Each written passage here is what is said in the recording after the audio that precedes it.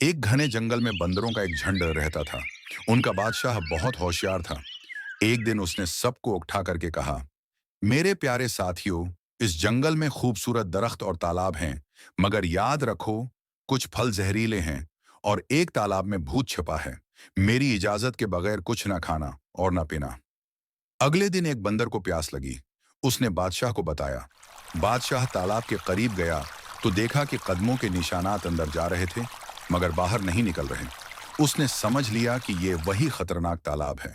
भूत हंसकर बोला, अगर तुम्हारे बंदर यहां से पानी पिएंगे तो मैं उन्हें निगल जाऊंगा, और अगर ना पिएं तो वो प्यासे मर जाएंगे। बादशाह ने हिम्मत नहीं हारी। उसने सब बंदरों को बांस की खोखली लकड़ियां लाने को कहा। फिर इन लकड़ियों को जोड़कर एक लंबा नील बनाया। बंदरों ने तालाब को छुए बगैर पानी पिया और खुशी से झूम उठे। भूत गुस्से से मुना छिपाए वापस चला गया और बंदरों ने शोर मचाया, हमारा बादशाह सबसे अक्लमंद है। सबक: मुश्किल वक्त में घबराना नहीं, अक्ल और सब्र से हर मसले का हल निकलता है।